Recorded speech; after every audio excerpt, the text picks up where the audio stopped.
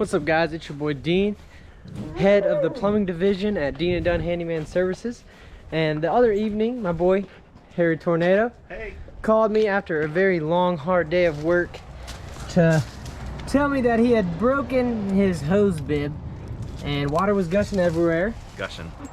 He was able to turn it off. He was able to get it off before I came, and I just put a temporary fix on it, a little shark bite cap, to get him through the night so that he could have water to the house, and then for me to get back over here today to get him squared away. So that's what we're doing today. Let's get right into it.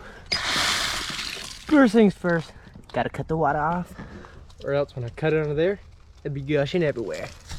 This is what we got going under here today.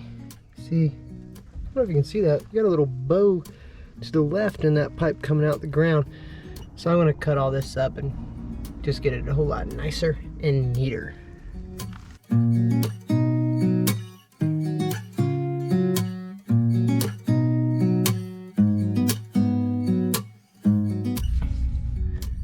As you saw, I use this shark bite cap, which they're actually reusable because you can take them off, any shark bite off, with this little tool.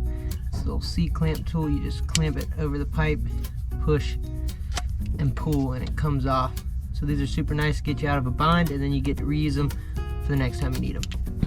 This is the setup I got for them, which is a shark bite.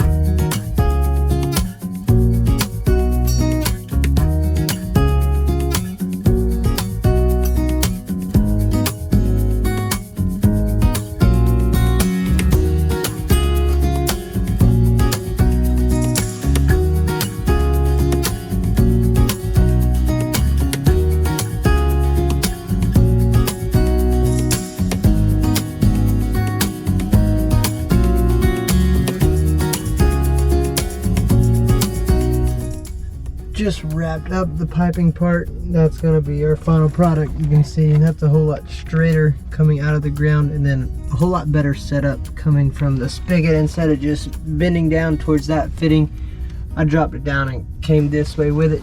Gotta wait for the glue to dry before I cut the water back on, make sure there's no leaks, and while I do that, I'm gonna go ahead and clean up because I'm feeling pretty good about the whole thing. Bringing everything under here in this little bag that I got really helped keep everything organized and easier to get in and out and around the crawl space.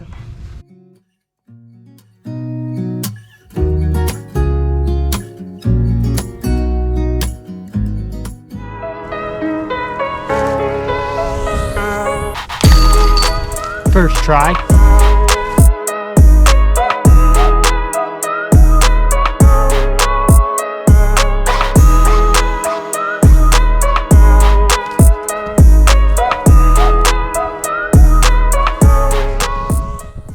I'm done.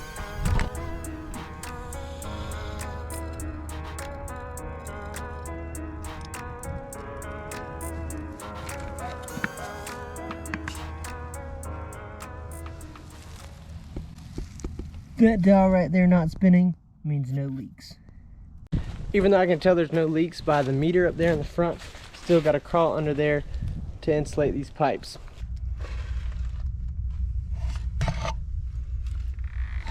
So working for my friend Harry Tornado had me thinking about working for friends and family and how weird and difficult that can be to navigate at times. Now, Josh calls me for all types of handyman things around his house, and I do what I can for him, and when it comes down time to pay, he always takes care of me, which I really appreciate.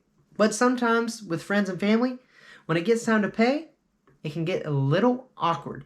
Now, some people, they don't give a rip. They charge whatever they want for whoever they want, which can be good, but can also cause you to miss opportunities.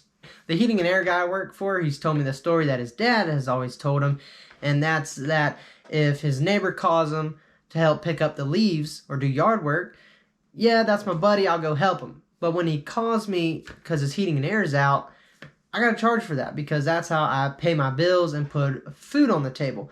Now, I agree 100% with that, but that also doesn't mean never help someone out that's in a bind. But that kind of protects you from those people who are always wanting something for nothing. Like, hey, you're my brother, or you're my brother-in-law. This means you'll do this for free, right? No, that's actually not how it works. For an example, right now both of my grandmas need a handrail built at their house, and it should have been done a month ago. But I'm going to go do it for them. Materials will be taken care of, and by no means do I expect them to pay me for that. That's just something I'm going to do out of the loving and goodness of my heart because it needs to be done, and I don't expect anyone else out there to go do it. There ain't enough grandkids out there doing enough for their grandparents anyways. They always be like, love you, Grandma, love you, Grandpa. But when the handrail needs to be built, they're having to call the handyman to come build it. And as we all know, love is better felt than telt, and that's easier said than done as most things, but I'll go ahead and get off that right now. So I do a lot of stuff for people, and most of those times I feel led to do it. And once I feel led, that's it. There's no second guessing it, thinking twice about it. I just go do it. And I don't have a problem with that. And that's a nice thing about making my own schedule and having those freedoms. I can do that if I want to. But I already don't charge enough for things as it is. And seems like everyone else is jacking their price up. Except this guy. I mean, I won't even get started on everything, but everything's going up is the truth of the matter. And I just feel like my prices are low as it is, and they need to be brought up anyways. So I am going to try to start pricing things higher than I have been, which will honestly be like still cheap because everything's going up. So yeah, anyways, I don't charge enough.